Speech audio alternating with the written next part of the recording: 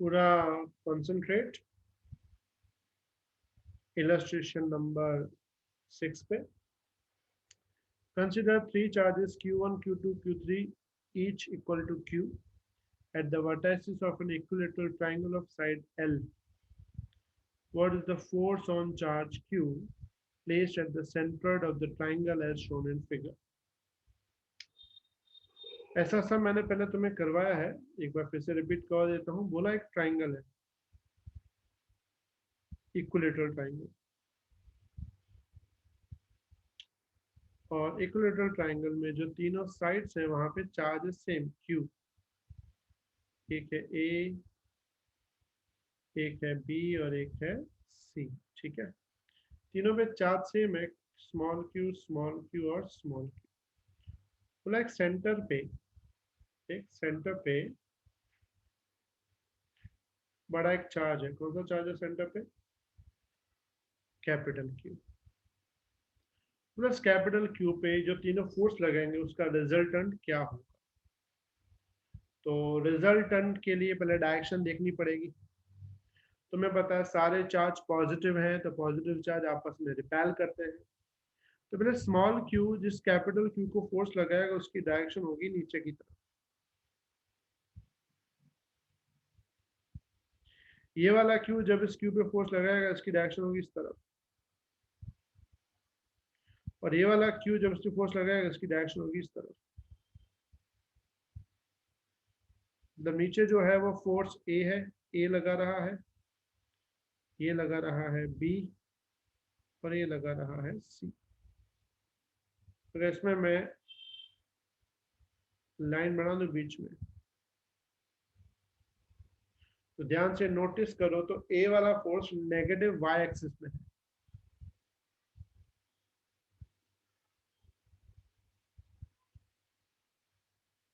A वाला force किस में है? Negative y axis. B वाला फोर्स फर्स्ट क्वाड्रेंट में है, C वाला फोर्स सेकंड क्वाड्रेंट में है। दूसरी बात कि एंगल की अगर बात करें तो यहाँ टोटल एंगल तो बनता है 60, इक्विलेटरल है, लेकिन ये जो लाइन है ये इसके मिडल में जा रही है इसे, ये लाइन। इसका मतलब है कि यहाँ जो एंगल बनेगा वो 30 बनेगा। ये 60 है तो ये कितना बनेगा? 30 बनेगा। सेम इसका एंगल भी क्या बनेगा? 30 बनेगा। ठीक है, ये एंगल समझ में आ गया, क्योंकि पूरा 60 है लेकिन ये बीच में से जा रही है, बीच में से जा रही है मतलब ये इसका हाफ होगा। उसके बाद सबसे पहले बात करते हैं force due to charge placed at A. ठीक है, तो ए वाले के लिए लगाएंगे F A equals to K Q Q by R square minus J cap. Minus इसीलिए नीचे की तरफ जे कैप। फिर बात करते हैं फोर्स ड्यू टू बी। तो बी में अगर नोटिस करोगे तो वो फर्स्ट क्वाड्रेंट पे 30 एंगल पे है। तो जब कोई भी वेक्टर किसी एंगल पे होता है तो उसके दो कंपोनेंट बनेंगे, cos 30 sin 30। तो यहाँ लिखेंगे cos 30 आई कैप प्लस sin 30 जे कैप। फिर हम बात करेंगे नंबर थर्ड की, फोर्स ड्यू टू सी। तो सी जो है उसका फोर्स सेकंड क्वाड्रेंट में है, और तुम्हें सेकंड क्वाड्रेंट में याद होगा कॉस नेगेटिव होता है, साइन पॉजिटिव होता है। तो सी का फोर्स क्या होगा? K Q Q by R square minus cos 30 I plus sine 30 J. Clear? फिर हम फाइंड करेंगे रिजल्टेंट फोर्स।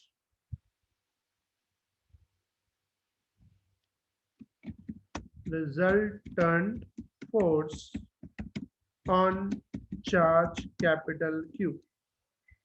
रिजल्टेंट फोर्स आएगा F equals to F of A, F of B plus F of C। ये तीनों का plus करते हैं तो कॉमन आएगा K Q by R square. अंदर बचेगा, पहले में बचेगा -j, दूसरे में बचेगा cos 30i। cos 30i क्या होता है? √3/2i cap. sin 30 जो होता है 1/2j कैप। फिर तीसरे में है -cos 30i -√3/2i cap plus 1/2j cap. Notice करोगे तो ये दोनों कैंसिल हो जाएंगे और यहाँ पे हाफ j और हाफ j हो जाएगा 1j। या -j है तो ये भी कैंसिल। तो ओवरऑल रिजल्टेंट फोर्स जो है वो आ जाएगा 0। मतलब सेंटर वाले पे फोर्स कितना लगेगा? 0 लगेगा। क्लियर? तो ये 6th नंबर मैंने पहले तुम्हें जेई में भी करवाया है, ये अलग से है। तो सेंटर वाले चार्ज पे फोर्स लगेगा 0।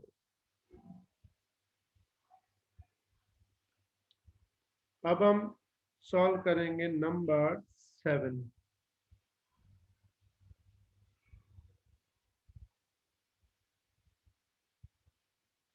7 पे concentrate.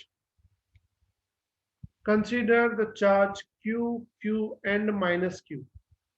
Q, Q and minus Q placed at the vertices of an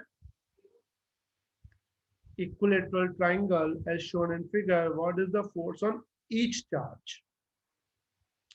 एक चार्ज पे कितना फोर्स लगेगा? मैं यहाँ पे फिर से एक बार ट्राइंगल ड्रॉ कर लेता हूँ।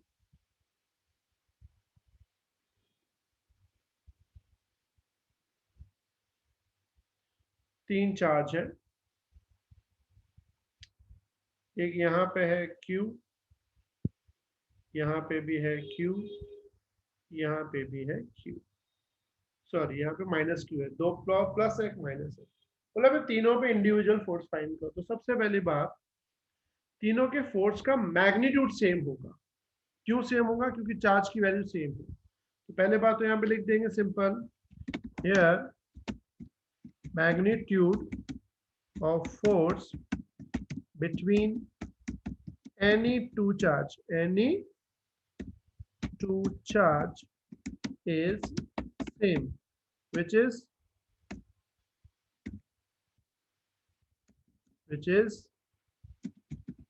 तो कोई भी दो चार्ज में अगर फोर्स फाइंड करना हो तो वो क्या बन जाएगा? F equals to K Q² by R square. ये मैग्नीट्यूड होगा, ठीक है। अब हमें इंडिविजुअल रिजल्टेंट फाइंड करना है। इंडिविजुअल रिजल्टेंट मतलब इसका नाम देते हैं A, इसको नाम देते हैं B, इसको नाम देते हैं C। तीनों पे फाइंड करने हैं, ठीक है।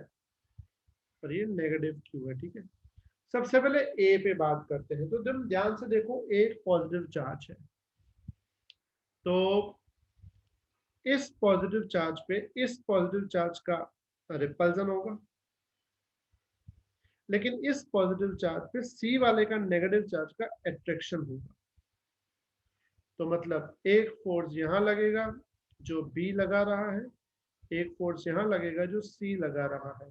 तो बताओ दोनों के बीच में एंगल क्या बनना चाहिए? तो यहाँ पे एंगल बनेगा 120। तो अगर मैं फाइंड करूं resultant on A, resultant on A, A पे रिजल्टेंट फाइंड करना है। तो A पे रिजल्टेंट कैसे मिलेगा? हम लोग फॉर्मूला लगाएंगे किसकी? Chapter 4 11th standard, under root f² plus f² plus 2ff cos 120। तो FA इक्वल्स टू बन जाएगा under root 2f² plus 2f² cos 120 -1/2 होता, 2 कैंसिल। तो एफ ए क्या बन जाएगा, 2f² minus f² becomes f, क्योंकि 2f² में से f² जाएगा तो f² बचेगा, उसका रूट है, मतलब ये हुआ ए पे रिजल्टेंट फोर्स लगेगा KQ/r²। ये हुआ ए पे। सेम बात करेंगे बी की, तो बी को ध्यान से देखो, तो बी में क्यू चार्ज है, ये क्यू चार्ज है, तो ए वाला क्यू चार्ज बी वाले को रिपेल करेगा, लेकिन सी वाला माइनस क्यू चार्ज अट्रैक्ट करेगा। तो सिंपल बात है, यहां पे भी जो एंगल बनेगा अगेन 120 बनेगा, तो रिजल्ट ऑन बी सेम आएगा, रिजल्टेंट ऑन बी, तो बी का रिजल्टेंट भी एज इट इज आएगा, मतलब उसको भी कैसे लिखेंगे, F B equals to under root f² plus 2f cos 120। तो सिंपल बात है, इसको भी सॉल्व तो मैं ऐसे ही करना है, मैं डायरेक्ट लिख देता हूँ, तुम लोग वैल्यू लेके करना, जैसे इसमें किया था ए वाले में वैसे ही लिखना है। मतलब यहाँ पे ए वाले पे फोर्स और बी वाले पे फोर्स सेम है, कितना है, एफ, एज इट इज। अब बात करते हैं सी की।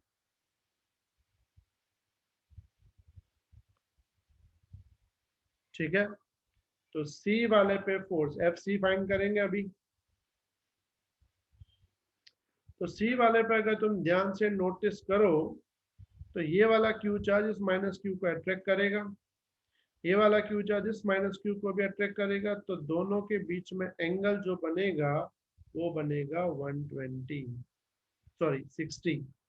अब एंगल 60 बनेगा, तो दोनों में अगर एंगल 60 बनता है, तो अब रिजल्टेंट क्या लेंगे एफ सी पे, तो एफ सी बन जाएगा under root f² plus f² plus 2f cos 60।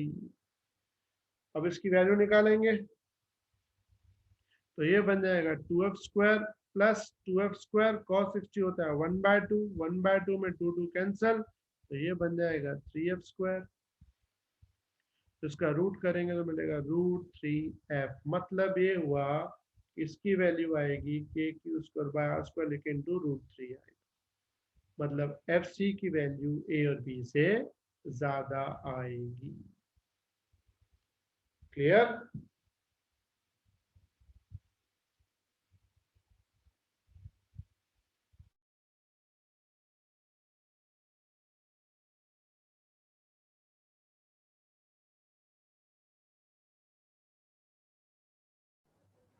ये था नंबर 7। अब हम चलेंगे नंबर 8 की तरफ।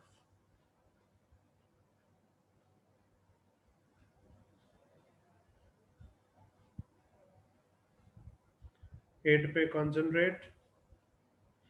Electron falls to a distance of 1.5 centimetre, distance 1.5 centimetre, metre में करेंगे तो 1.5 × 10⁻² metre, in uniform electric field of magnitude 2 × 10⁴, electric field दी हुई है uniform 2 × 10⁴ newton per coulomb. The direction of the field is reversed, keeping the magnitude unchanged, and proton falls through the same direction. बाद में बोला है कि जो electric field की डायरेक्शन है इसको उल्टा कर दिया, और बाद में हमने प्रोटॉन को फॉल करवाया, मतलब हमने पहले इलेक्ट्रिक फील्ड में इलेक्ट्रॉन को फॉल करवाया, फिर इलेक्ट्रिक फील्ड को रिवर्स करके प्रोटॉन को फॉल करवाया। रिवर्स इसीलिए किया क्योंकि पहले इलेक्ट्रॉन पॉजिटिव की तरफ अट्रैक्ट होगा, लेकिन प्रोटॉन तो पॉजिटिव तक की तरफ अट्रैक्ट होगा नहीं, इसलिए उसको उल्टा करके प्रोटॉन को हमने नेगेटिव की तरफ अट्रैक्ट करवाया। मतलब हमने पहले इलेक्ट्रॉन को 1.5 सेंटीमीटर डिस्टेंस कवर करवाया, फिर हमने प्रोटॉन को 1.5 सेंटीमीटर डिस्टेंस कवर करवाया।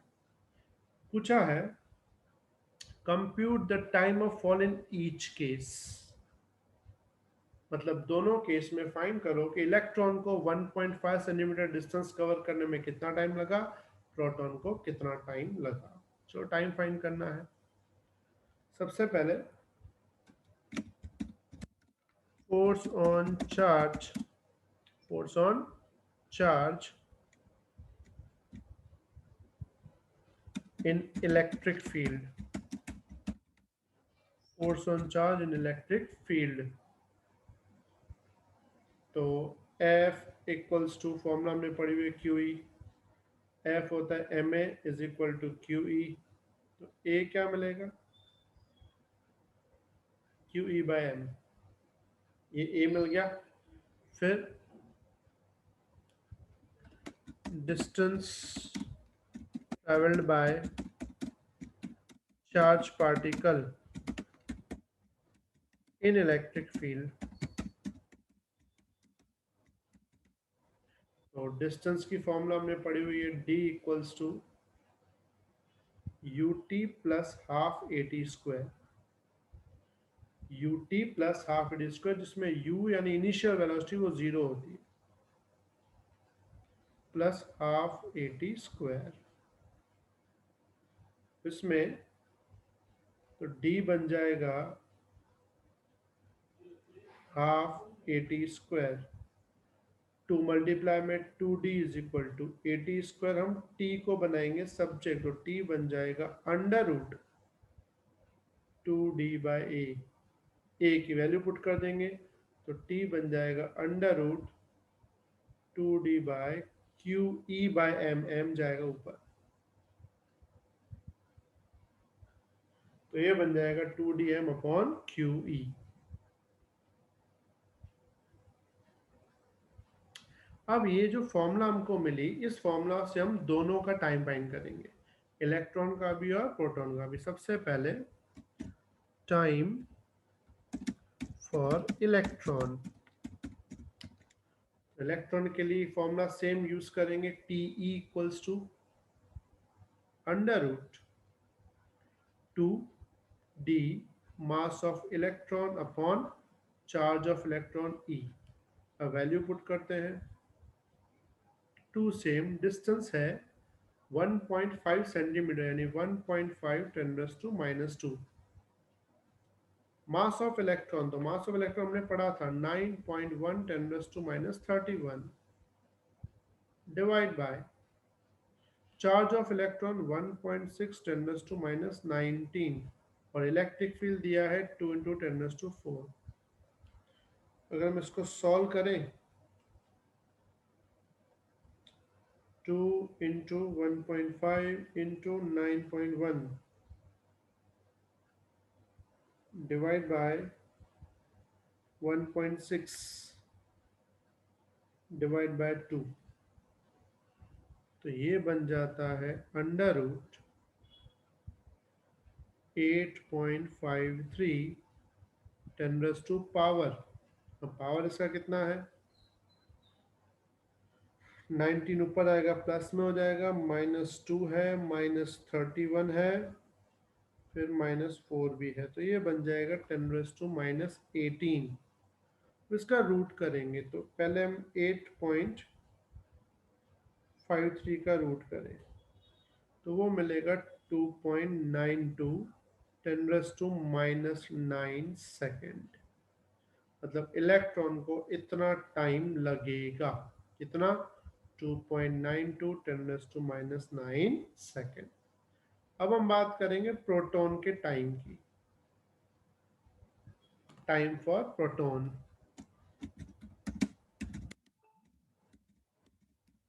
तो प्रोटॉन के टाइम की बात करें हम लोग, तो प्रोटॉन के टाइम के लिए फॉर्मूला फिर से ये लगेगी, TP equals to under root 2dmp upon QPE। इसमें वैल्यू पुट करेंगे 2, डिस्टेंस कितना है, सेम 1.5 10⁻², मास ऑफ प्रोटॉन कितना है, तो याद होना चाहिए 1.67 10⁻⁻27, चार्ज ऑफ प्रोटॉन 1.6 10⁻⁻19, इलेक्ट्रॉन जितना ही चार्ज होता है इसका, और इलेक्ट्रिक फील्ड 2 × 10⁻⁴। इसको भी हम सॉल्व करते हैं, इसको सॉल्व करेंगे तो वैल्यू मिलेगी 2 × 1.5 × 1.67 डिवाइड बाय 1.6 डिवाइड बाय 2, तो ये वैल्यू मिलेगी अंडर रूट 1.56 10 पावर। पावर देखा जाए तो 19 ऊपर आएगा, -27 है, -2 भी है, -4 भी है, तो ये हो जाएगा 10⁻14। फिर पहले 1.56 का रूट करेंगे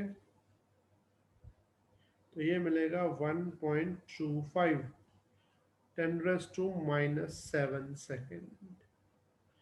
तो प्रोटॉन को टाइम इतना लगा। तो ध्यान से देखो तो प्रोटॉन का टाइम इलेक्ट्रॉन से बड़ा है, मतलब प्रोटॉन को ज्यादा टाइम लग रहा है, इलेक्ट्रॉन को कम, मतलब इलेक्ट्रॉन फास्ट होगा, प्रोटॉन स्लो होगा। दूसरा यहाँ पे कुछ पूछा हुआ है, contrast the situation with that of free fall under gravity. बोला सिचुएशन को अगर हम ग्रेविटी से कंपेयर करें तो क्या फर्क पड़ेगा। तो याद रखना ग्रेविटी का एक्सेलरेशन क्या होता है 9.8, लेकिन यहाँ पे जो एक्सेलरेशन हमें मिलेगा पहले वो देखते हैं वो कितना है। तो अगर हम फाइंड करें एक्सेलरेशन ऑफ प्रोटॉन, किसी भी एक का फाइंड कर सकते हो, खाली कंपेयर करने के लिए ग्रेविटी से। हम प्रोटॉन का इसलिए फाइंड करते हैं, प्रोटॉन का मास बड़ा होता है कंपेयर टू इलेक्ट्रॉन, तो एक्सेलरेशन छोटा आएगा। तो एक्सेलरेशन अगर प्रोटॉन का छोटा आएगा तो मतलब इलेक्ट्रॉन का तो और ज्यादा बड़ा आएगा, तो मतलब प्रोटॉन का एक्सेलरेशन देख लेते हैं। तो Q होता है 1.6 10⁻19, electric field 2 × 10⁻4 divide by mass 1.67 10⁻27। ये प्रोटॉन की बात चलेगा। इसको मैं सॉल्व करूं 1.6 × 2 डिवाइड बाय 1.67, तो ये आएगा 1.9, 10 पावर आएगा 27 + 4 - 19 10⁻12 आएगा। अब सिंपल बात है, it is very much greater than G, मतलब ग्रेविटी फील्ड है या नहीं है उससे कोई फर्क नहीं पड़ेगा, क्योंकि ग्रेविटेशनल एक्सेलरेशन इसमें से ऐड करें या सब्ट्रैक्ट करें वैल्यू में कोई फर्क नहीं पड़ेगा। मतलब यहाँ पे अलग से मैं यहाँ पे लिख देता हूं, acceleration of charge particle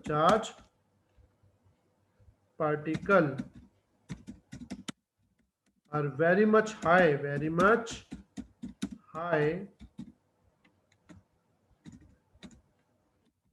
than gravity। बात समझ आई थी, चार्ज पार्टिकल का जो एक्सेलरेशन है बहुत हाई है then gravity, hence in gravitational field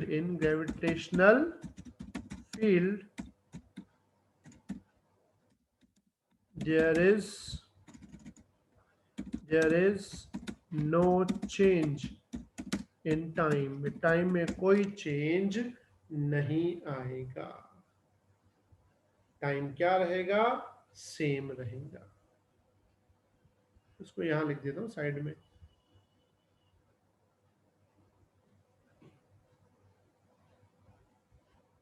ठीक है, वो लास्ट में तुम्हें इसको ही लिखना पड़ेगा। तो एक्सेलरेशन इतना ज्यादा है कि ग्रेविटेशनल एक्सेलरेशन से इस पर कोई फर्क नहीं पड़ेगा, टाइम में कोई चेंज नहीं आएगा।